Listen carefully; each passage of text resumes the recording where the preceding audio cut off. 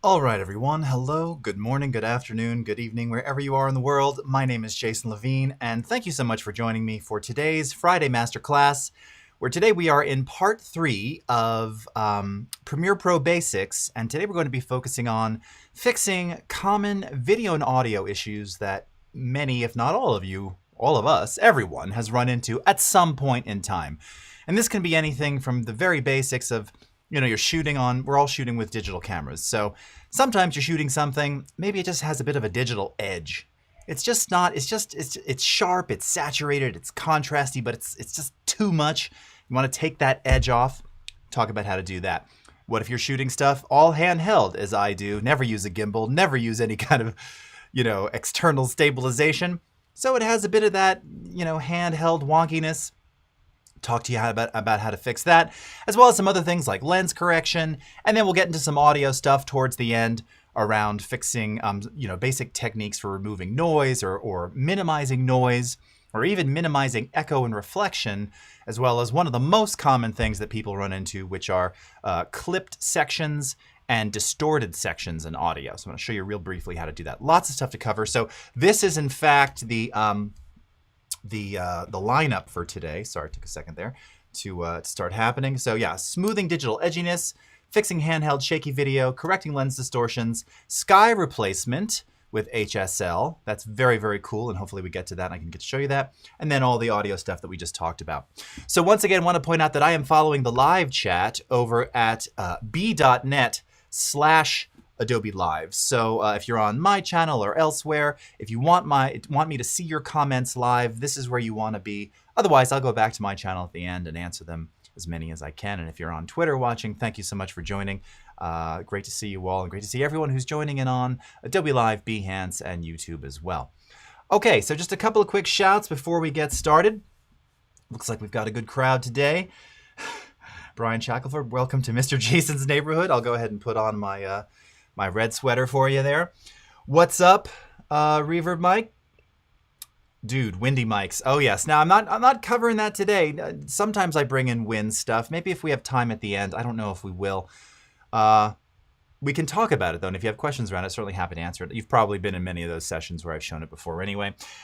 Eve Loria, hello. Bruce Gonzalez, very nice to see you. Ferry, Juan, great to see you too, and George, Umacorn as always, Cody Bear, Jose, Rick Adams, Mustafa, Jan, Steve. All right, great to see you all. Thank you so much for joining, and we've got Deepak from India and Shandan. We enjoy every day. It's been a while. How are you doing? All right, great to see you. Okay, so why don't we go ahead and get started? Let me go ahead and switch my screen over here, and it looks like everything is running as it should. So I'm just going to go over to Premiere and let's kick right in because, my goodness, there are many things we're going to cover today. All right. So first, just as a soft start, before we get into anything heavy, let's talk about, when we're shooting like with our phone or, mobile devices. Okay. Now, obviously, if you're shooting with a mirrorless or DSLR, some of that digital edginess that I was referring to earlier is maybe a little less apparent because like I shoot with a Nikon D850, beautiful glass. It's an amazing camera, super high bitrate media. I never encountered edginess there. And also I very commonly always will shoot completely desaturated, lower the contrast, really flatten things out so that I can bring back in the color and the detail later. Now here I've got some footage, which I've shown on stream before. This is just some iPhone content that I shot in my front yard here. And while I was very happy to capture that lovely rainbow following a monsoon, if you look at the footage, first of all, if you're looking over at the scopes on the left, you can see that, again, it's not it's not perfectly exposed. We've got the highlights quite a bit blown out in some sections, all right, represented here.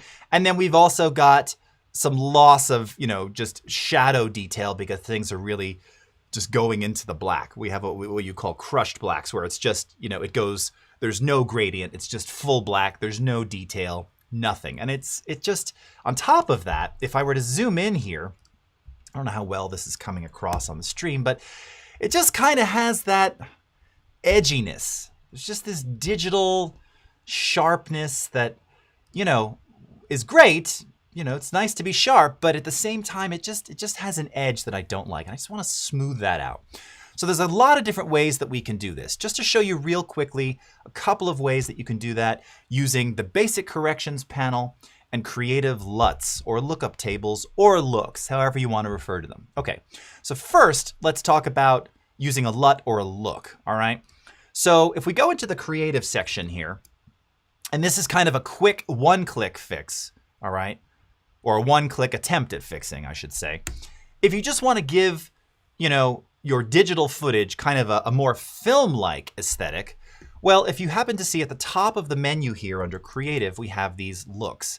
And the first half a dozen or so here all say like Fuji, Eterna something, Fuji, Kodak, Fuji, Kodak, Kodak, Kodak, Kodak, Fuji.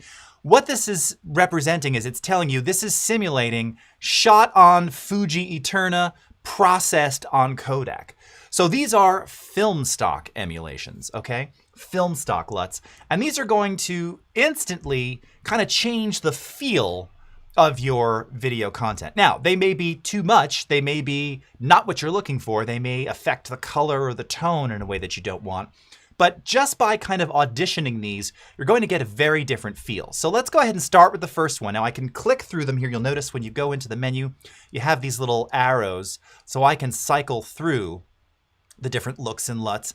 And when I find one that I like, I can simply click and it applies it. Now, again, right away, that's kind of a little too intense. Now we do have an intensity slider here, which you can adjust, but I can tell this isn't gonna do it for me. Let's go to something else. I wanna kind of lower that contrast and give me a more film-like look. Let's take a look at this one, Fuji F125 Kodak 2395.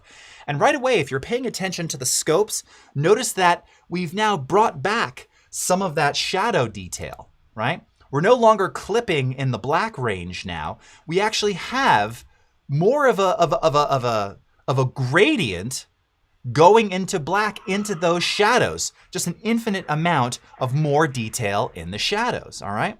And again, you can continue to adjust the intensity of that LUT, right? And you can see how it's affecting the overall shot, the overall hue and brightness and contrast of this as well.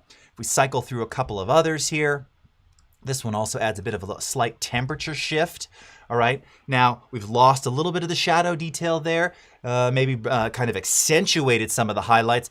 Again, you have other methods here that you can play around with this, but this is a good idea, and this is a cool thing to experiment with if you just want to go through a couple of different sort of preset options, you know? Maybe you're trying to completely change the feel, the time of day. There's lots of different options in here. This one, Blue Moon, is really nice. And then you even have additional adjustments here, which you can see like faded film, which are going to, again, give you that slightly lower contrast, softer look. And you can see if you're looking at the scopes now, we're no longer clipping those highlights. We've brought that back into range. We're no longer clipping the blacks and the shadows. And now this actually just looks pretty slick. Here was our before. Not bad, but definitely contrasty, bright, and kind of sharp. And here's after, and it just has a smoother look. And if you take a look, let's again go to that 200%. Here's before the LUT. And again, if you just look at those tree branches, I realize we're zoomed in 200%, but there's something very it's just edgy. Bring back that LUT. It still has the same sharp. It still has the same detail. It's just a little softer and a little more pleasant. And gosh, doesn't that rainbow just look ever so lovely right now? I'm saying this as we're in the middle of monsoon season here in the desert, so it's making me feel all the feels, all right? Now, just to kind of show you a slightly more finished version, I want to point out that in the Lumetri panel, now this is not a color tutorial, but you know, you can have layers of different color options. So we just built a completely new color scheme on this Lumetri color layer, which is not named. I'm going to bypass that one, so now we're back at the original. Let's go into this one here that I have called LUT and Graded. So I added another Kodak LUT here. Let's go ahead and turn that on and look at that one. And again, look at our scopes here. All right, now in range, slight amount of shadow detail. There's some very big excitement going on downstairs. Must be a soccer game. People are screaming. This makes me very nervous hearing that kind of screaming, but it's somebody just scored, I guess. Anybody watch? Is U.S. soccer on right now? All right. So again, smoother, softer. Here's the before, too contrasty and harsh. Here's the after, smooth, warm, lovely. And I believe it looks like I even added a little bit of a vignette here to just give this whole shot a little bit more drama, right? And look at the sky. Look at the pop out of the color in the sky now. Really, really lovely. And again, yes, there is a little bit of a vignette on there. Before, digital, harsh, after, beautiful. Before, after, all right? With just a couple of simple tweaks. And in this case, I also went into the basic corrections panel here, where I did just a slight adjustment on contrast. Again, rolled back some of those highlights, brought back a couple of the shadows, dropped the white level, didn't touch black or saturation, left it where it was. Didn't adjust white balance either. I used the native white balance as shot, okay? Just gives it a nicer, smoother feel. Okay. Checking it out here. All right. Yes, the Olympics. Yes, the screaming. Ah! Now that I'm not a huge sports fan. I love softball, and unfortunately, we only took the silver. I feel so stupid saying that because that stuff used to drive me nuts. One of the commentators years ago, I remember some gymnast, and I remember the line was, "And the crushing disappointment of silver." I mean, I get it. You also just won an Olympic medal. It's a weird thing. I don't know. I play the piano. There's no medals for that. But anyway, now that softball's over and Simone is out, I'm kind of out myself. I like gymnastics and I like softball. That's kind of it for me. But good luck to everybody in the Olympics. All right. So just a little bit about taking that digital edge off. Okay. I see no questions here. Concerns about screaming. Yeah. You want to keep it down. By the way, this room is completely sound treated. So that's how loud it was. All right. It's another high-pitched one. Okay. So let's move on now to stabilization. Oh, and just one more little before and after with regard to looks and LUTs. Talking about changing the entire feel of something. So this is, again, clip I've shown many times, San Francisco.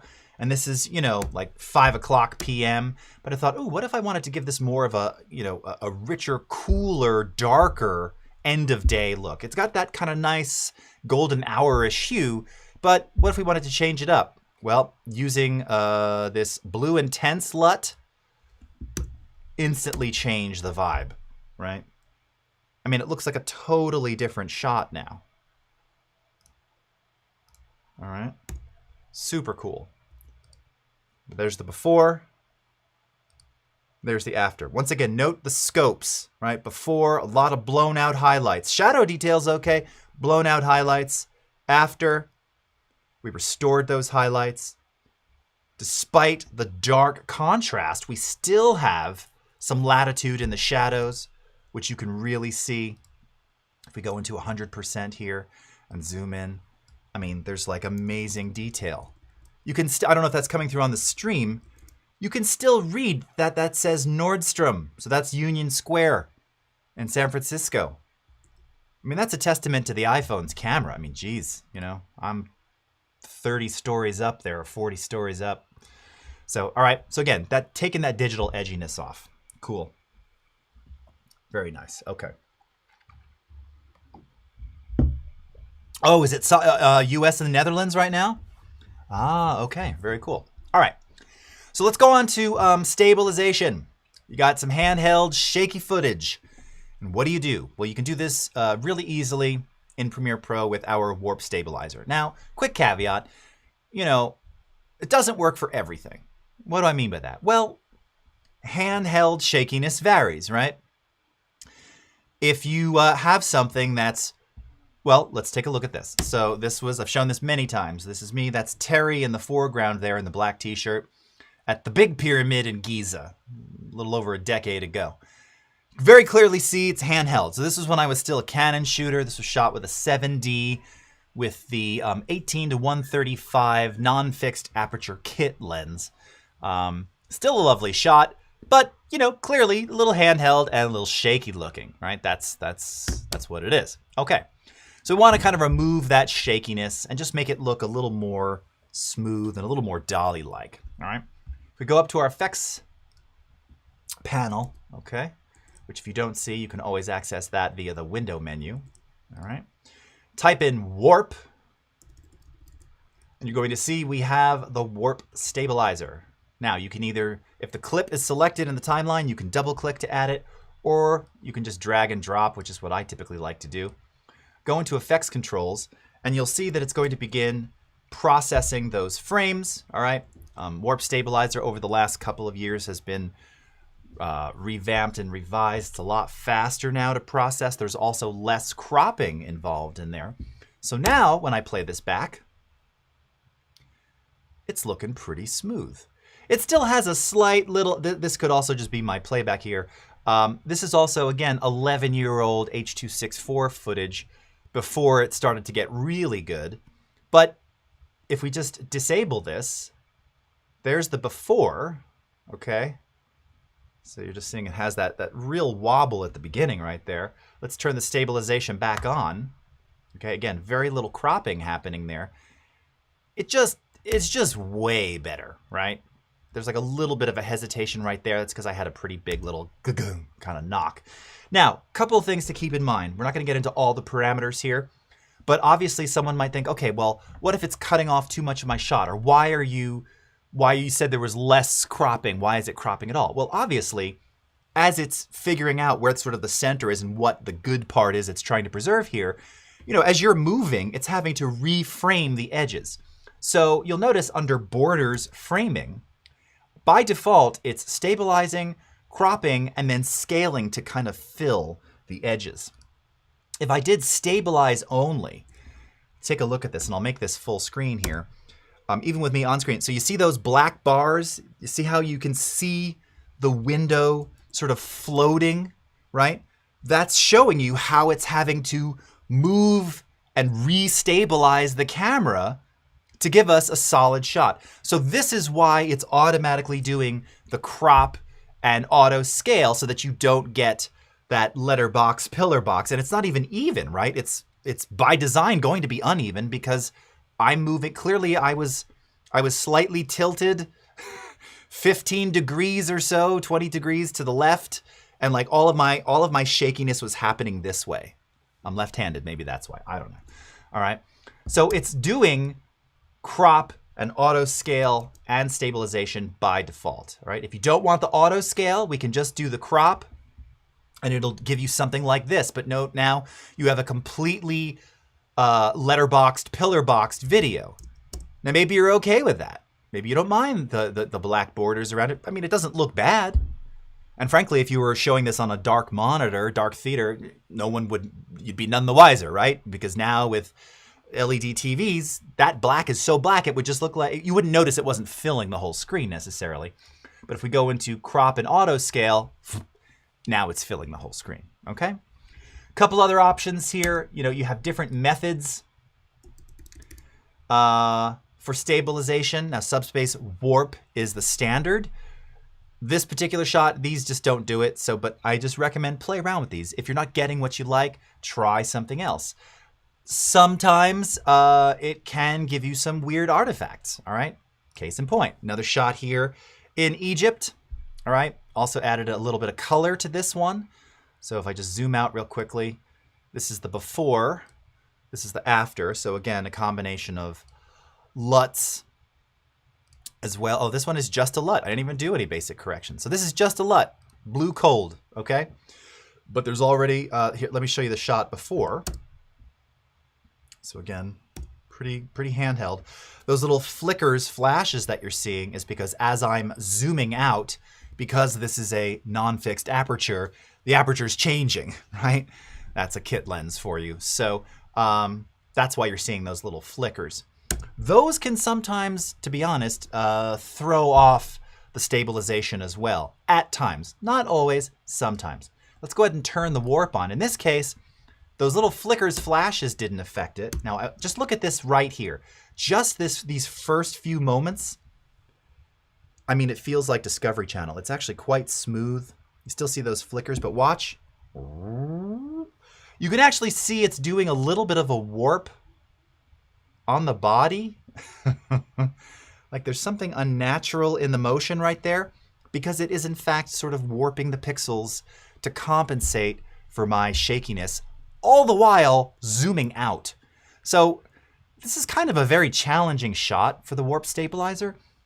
But in the context of me putting together a little movie about my experience at Giza, this was a lot better than this, you know, which was just kind of, just, I don't know, it just moved a lot and it was like weird pause, stop, it's not smooth, zoom out again, you know. If that doesn't bother you, don't use it. If it does, check out the warp stabilizer, okay?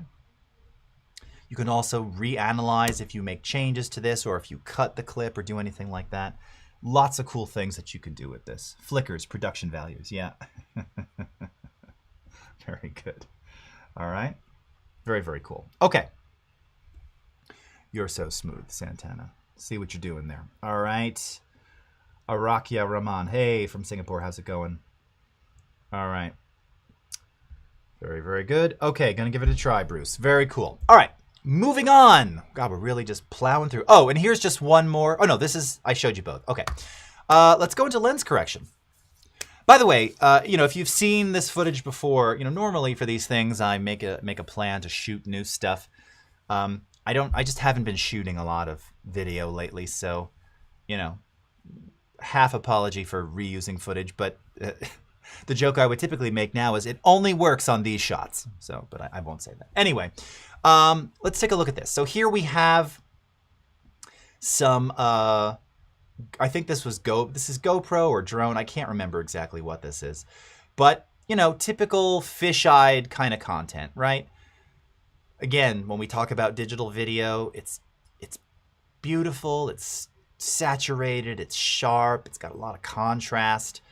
We're not going to talk about the color here so much now, but just about that bent horizon.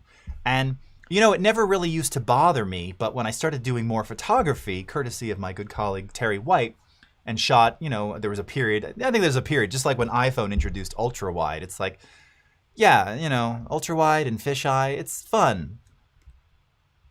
For 10 minutes, you know, you can't shoot everything that way. Or maybe 20 minutes. Maybe you love it. I love it for 10 minutes. So when I'm looking back at this or looking at a photo like this, I'm like, oh God, that horizon's really bothering me. It never used to bother me until Terry really pointed out, you know, well, there's ways to correct that. Oh, okay. Now it just bothers me. Well, you can correct that on video as well. So you can do it, of course, in Lightroom and Photoshop and Camera Raw. Now you can do it on video directly inside of Premiere. So let's go back to Effects and let's come over to Lens. And if I type Lens, you'll now see that we have a whole series of presets for lens correction, including very common lens distortion presets for popular drone cameras and GoPros, all right? So you can see you've got some DJI, Inspire, Phantom 2. It looks like we added a couple new ones in here. Oh, most definitely. I don't remember some of those being in there. And it looks like we kind of stopped doing GoPro after Hero 4. These will all kind of work. Oh, wow, look at that. I didn't even realize Hero 3 did 4K. Wow, that one's been around a while. So we could start by just choosing a preset. All right, now I don't even remember what this one is. So let's go to something like, I think this is an H2. I don't remember what that is. Oh, Hero 2. All right, so let's try, we're going to show the Hero 2 preset. Oh, no, there it is.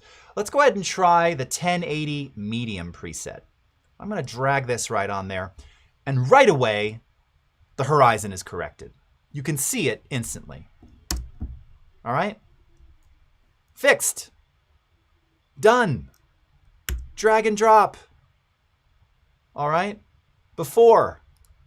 Bent. Nice, cool. Maybe you kind of dig that fish-eyed aesthetic. Like I said, I can get into it for about 5 minutes. And then I start to get, I get nauseous. Like that right there, my equilibrium doesn't like that. Fixed. Now you'll see inside of lens distortion, you have curvature, vertical and horizontal decentering, vertical and horizontal prism. All right. So you have options here. You have user editable parameters as to how much you want to correct that horizon. In fact, I might even go a little more extreme on this, like I just did there. Zoom back a little bit more.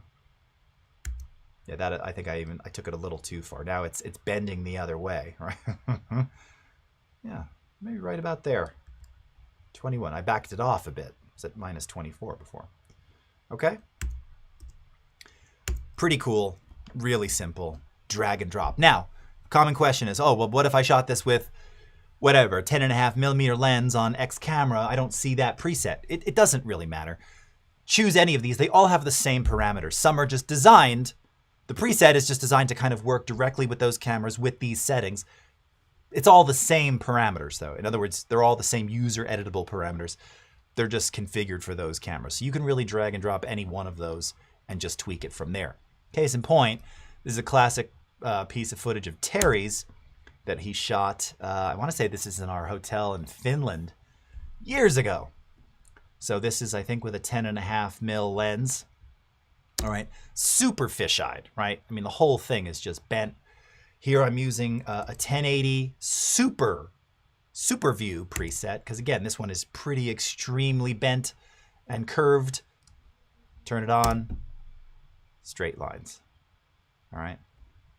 Or I should say slightly more natural. There's still a slight curvature to it. I could probably take it a little further and smooth it out even more. Here's the reminder though. Here's the before, completely fisheyed and bent, right?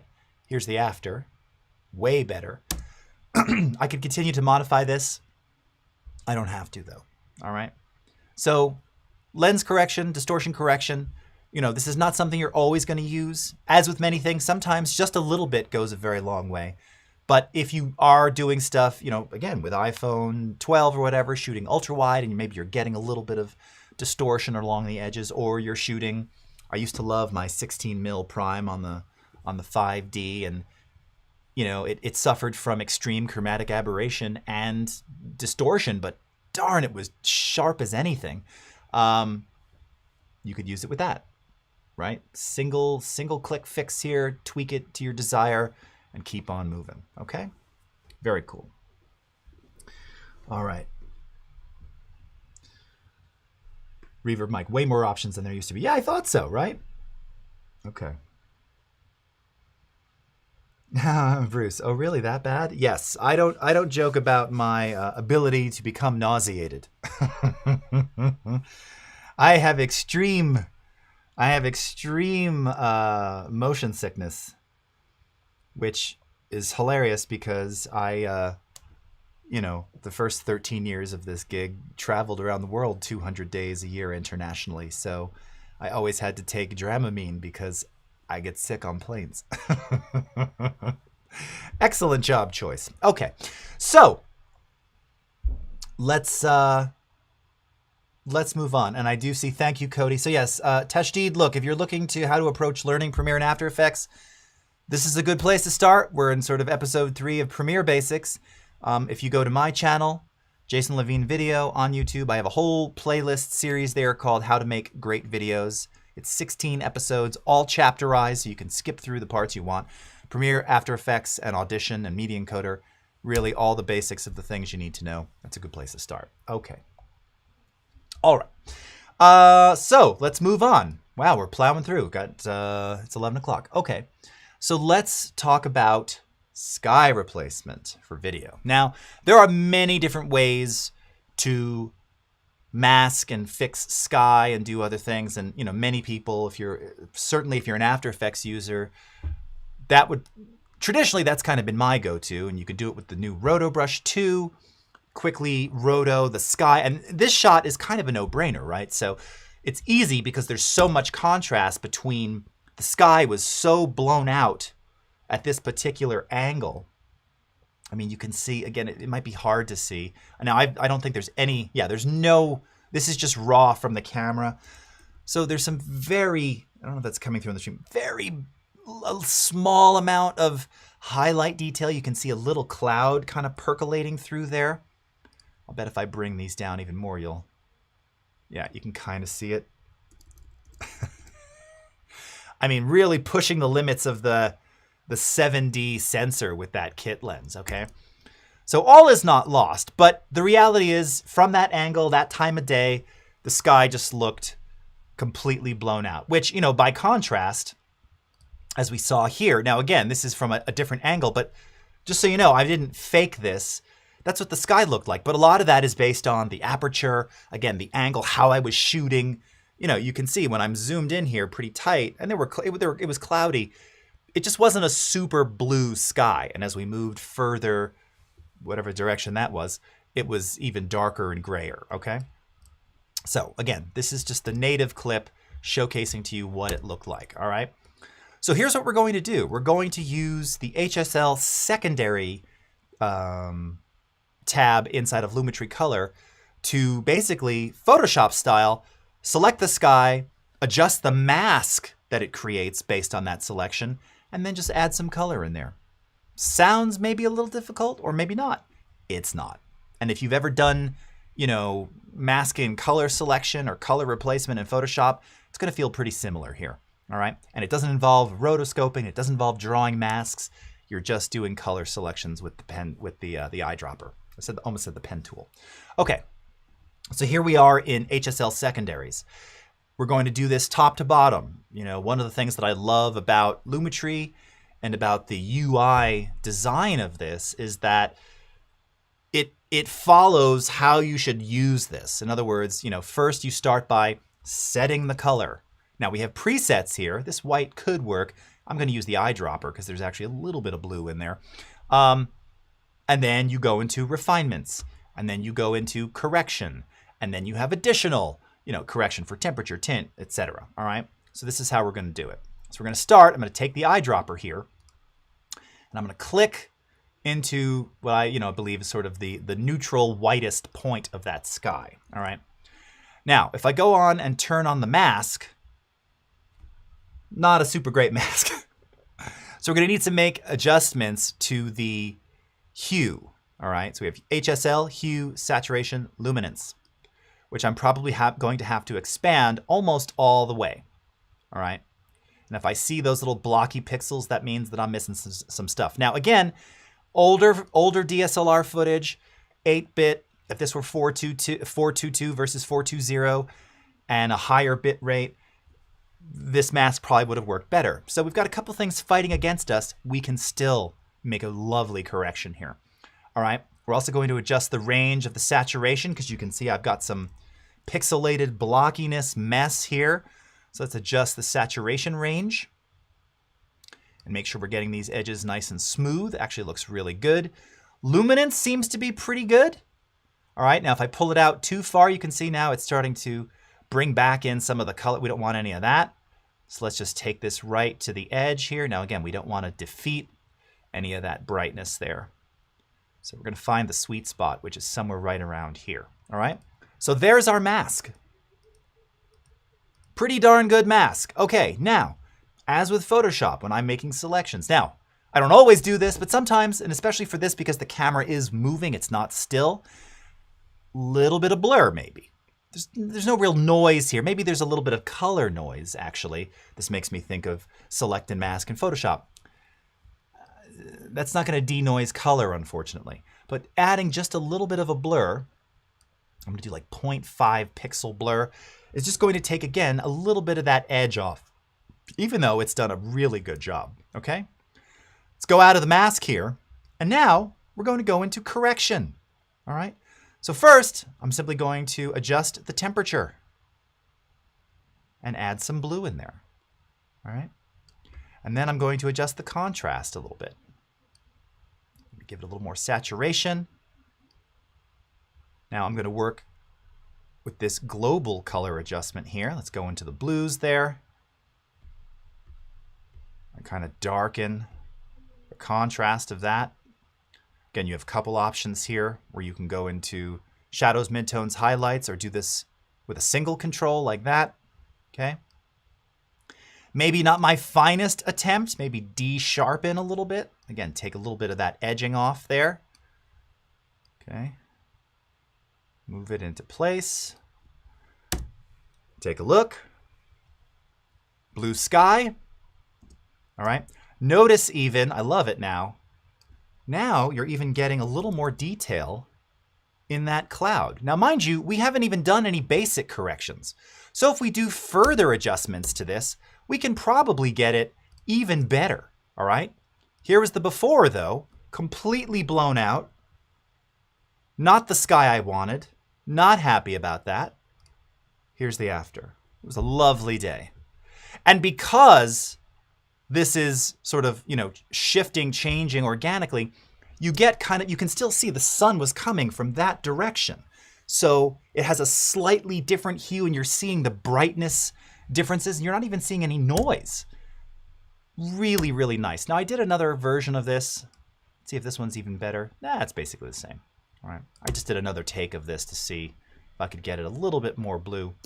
But it looks very natural and I'm very happy with this. So this is a quick and easy way, all right, to replace sky. Now, obviously if you're trying to do this in a really complex shot, I mean, in terms of masking difficulty, I'd say this is not super difficult, right? Because we're dealing with hard edge surfaces. There's no hair, there's no trees, no twigs. We're dealing with massive, massive rock formations. So the lines are pretty discrete. It's not going to be super challenging to get a good mask without artifacts. Your mileage may vary, but this is a really quick and easy way if you just want to bring back, even if it's a little. Maybe you shot on one day and it was just a little bit overcast or not quite as cloudy, or the other direction. Maybe you want to kind of darken it, add a bit more drama, do something else. You can do that real quickly with HSL secondaries, okay? Cool. A sweet look without a ton of work. Thank you very much, Mike. I would agree. All right.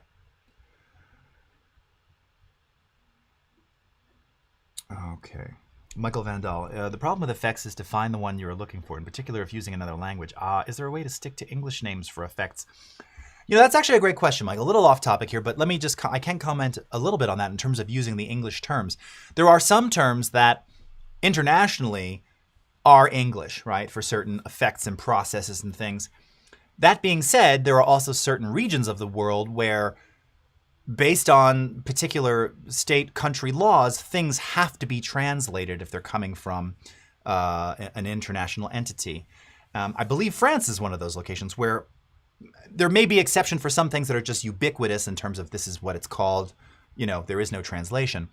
But unfortunately, for a lot of the technical terms in different regions, they're I don't know why, I just know they have to be translated. So this is why you see sometimes it's often difficult because you're looking for, whatever, maybe it's not warp, but it could be something like that. And the translation doesn't really mean warp, it means skew or bend. I know I can see how that would cause a lot of frustration, and I do apologize. This is actually why I've never really retained a lot of keyboard shortcuts. And the reason for that is back in the day when we used to demo internationally, many of you who've known me for years, you'll know I used to do this. When we would go to Germany, I'd be demoing in the German software. Now, I speak a little German, but I shouldn't have been using German software. The reason I was doing it, though, was because the menu locations of everything was exactly the same. So I got so used to, I know it's this, third menu from the bottom. The top one is File, Export, Media. I didn't need to search for stuff. So that made it easier for me to navigate through the menus and things. That doesn't necessarily help with effects, I realize. But that's actually how I sort of got around that. Because yes, I remember there was one in particular, I think it's Drop Shadow. And I can't remember if it's in the Japanese version or maybe it's in the Spanish version. The translation is just, or maybe it's the Dutch version. The translation is just weird.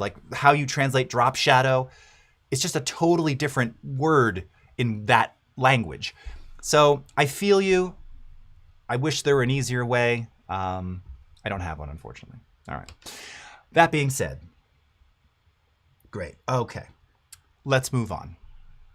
What's next? Audio. Very cool. Okay. So I'm going to just shift things around here for a second. I'm going to put on my headphones so I can hear. All right. Now I realize we'll have to see. Hopefully you'll be able to hear this stuff. Okay. So this is going to involve introducing a little bit of Audition into the mix. But this is something which, if you record, you know, well, anyone can encounter this, because I hear and see this all the time. I mean, heck, it even happens during live streams. But, you know, you have a moment where if you're not using some kind of compressor or volume leveler on the input before you capture your audio, it's very possible that you may encounter a momentary digital pop or click or some kind of momentary distortion. And these things can not only be distracting, but they can kind of they can ruin a moment, especially if it's in a critical part of an interview like this one here.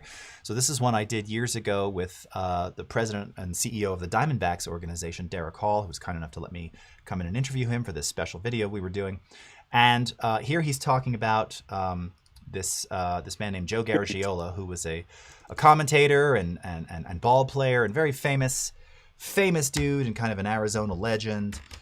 He lived here in the latter years of his life and did a lot of the commentating for the Diamondbacks. And here he's talking about how at one point Joe even had the pleasure of hosting the Tonight Show when Johnny Carson was out of town. I mean, this is how famous Joe Garagiola was in the 60s. And he talks about interviewing the Beatles.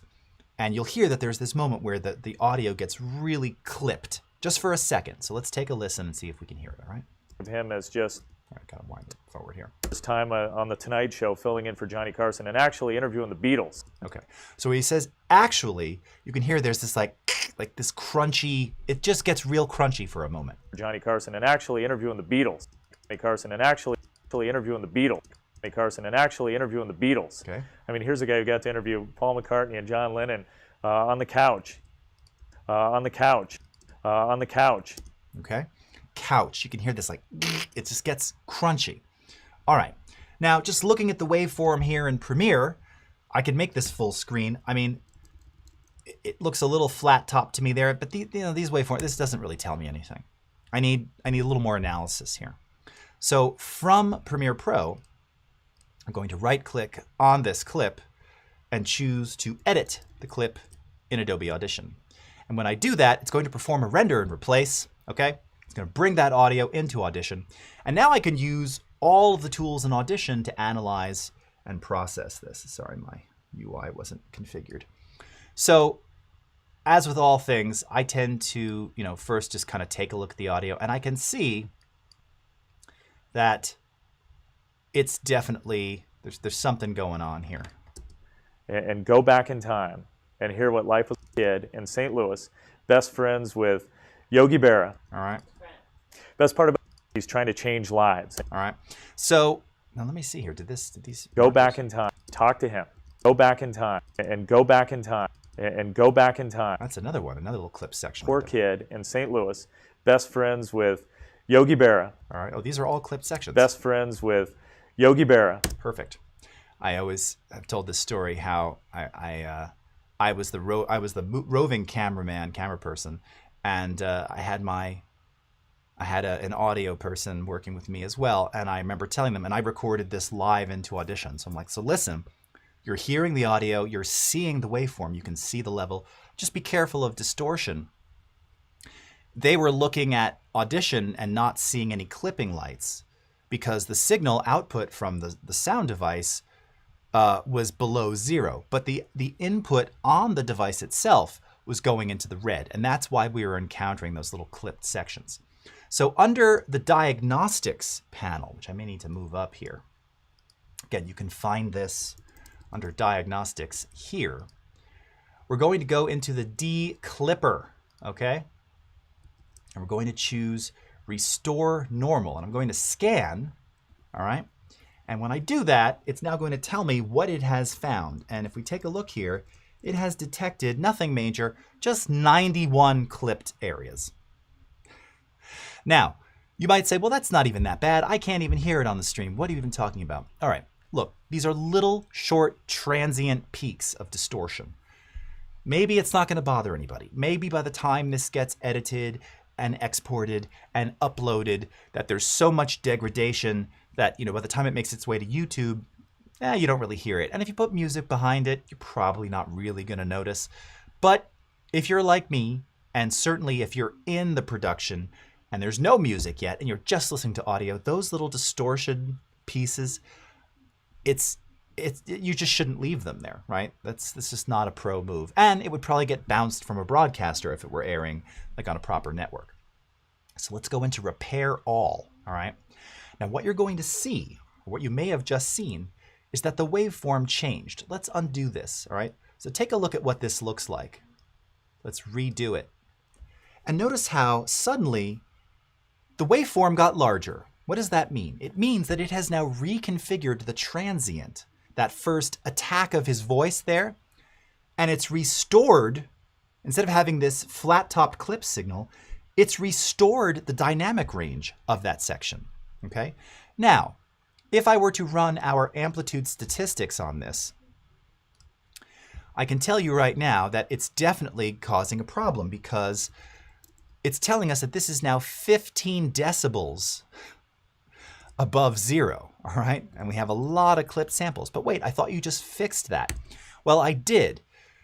This is a very long technical rant. I'm going to try and keep it short. Audition is always working in 32-bit float. So if we liken this to something like working in RAW versus JPEG, when you work in 32-bit float, you have more dynamic range than if you're working in 16-bit or 24-bit, but that dynamic range extension is largely for processing effects.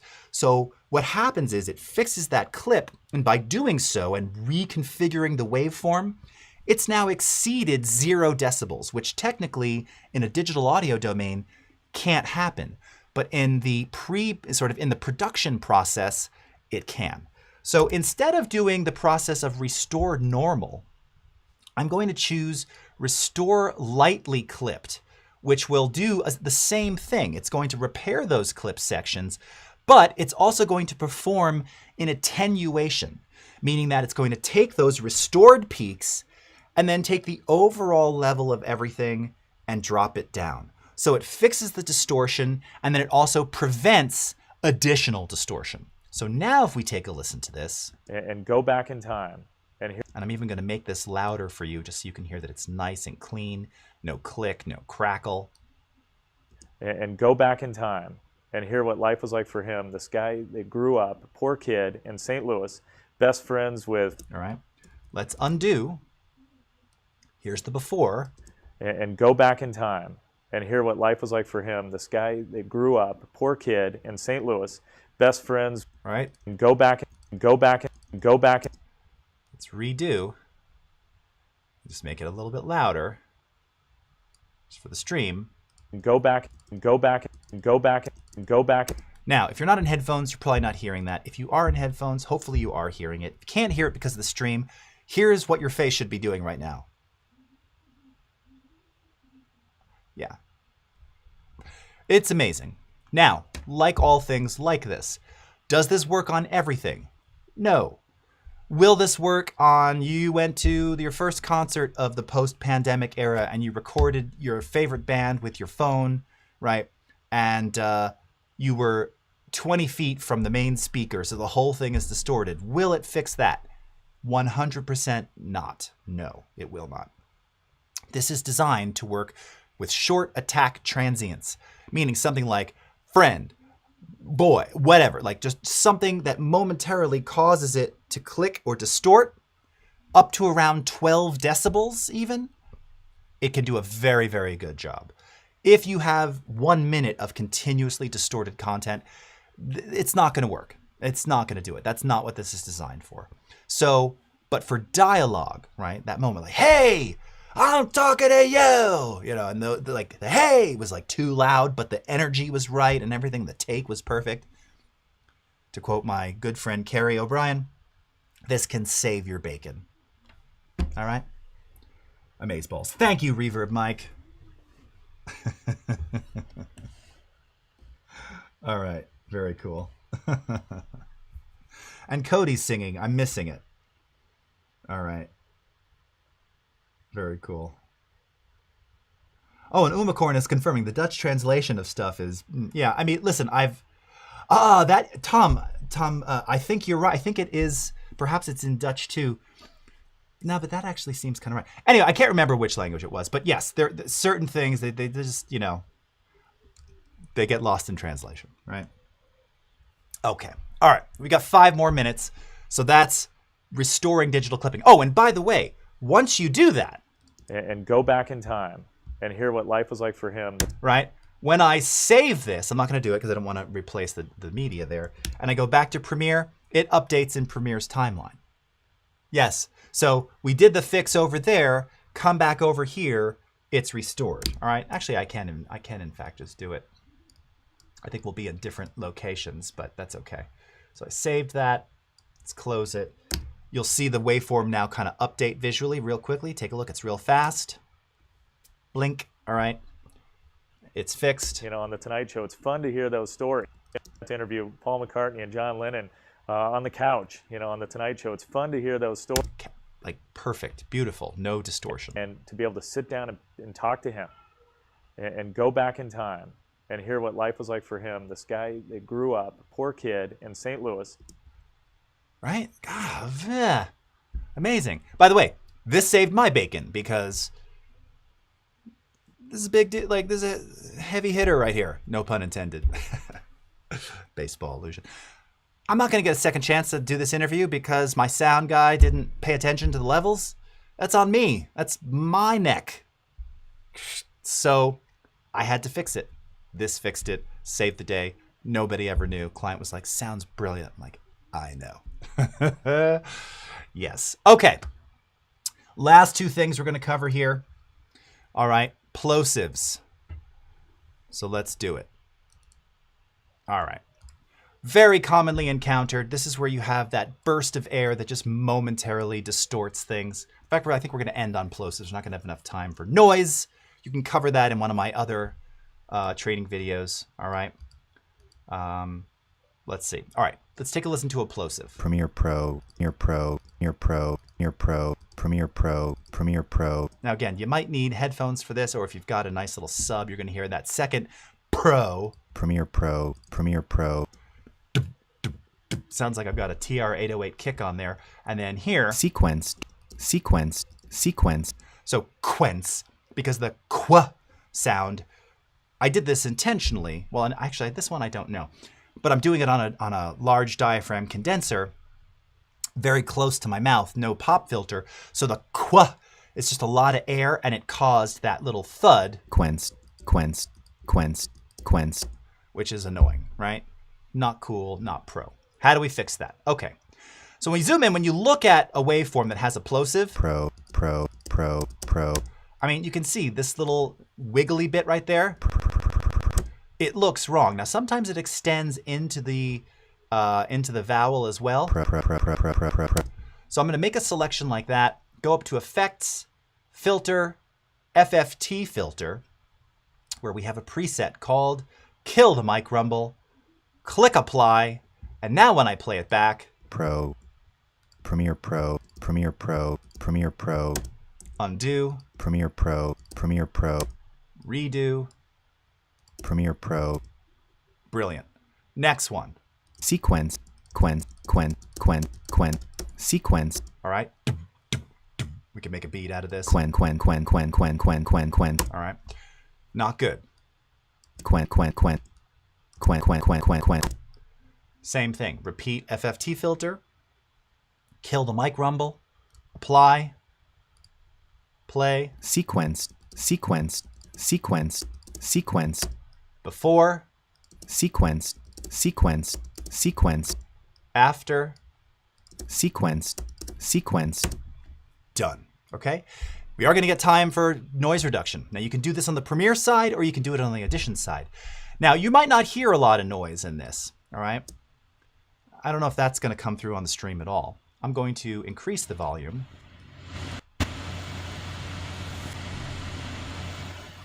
So that's actually what's going on in the background. Now, obviously, it's 30 dB quieter, but that's going throughout this whole voiceover. So if I go up to Effects, Noise Reduction, Denoise, we have this new, very simple to use denoiser. Basically, just choose what frequency the noise lives in, low, medium, high, or a combination thereof, and you've got one slider to take it out. I'm going to use the default, which is the process on all frequencies.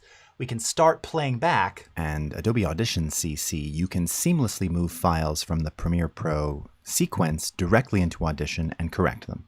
And Adobe Audition CC, you can seamlessly move files from the Premiere Pro sequence directly into Audition and correct them. Okay. You just listen for how much noise reduction you want. All right. That sounded pretty good. That's actually pretty extreme. I'm trying to be a little more extreme for the stream. All right. And it's just going to take that noise out of there. And Adobe Audition CC, you sequence directly into Audition and correct them. All right. And just make it that much cleaner. Okay. So the denoiser is available under noise reduction. Okay. There's also de-reverb, but unfortunately we don't have time for that, friends. We've got the daily creative challenge for Illustrator coming up next. So until next time, have a great rest of your morning, afternoon, evening, wherever you are in the world, and we will see you again. Thanks so much for watching, everybody. Take care. Bye-bye.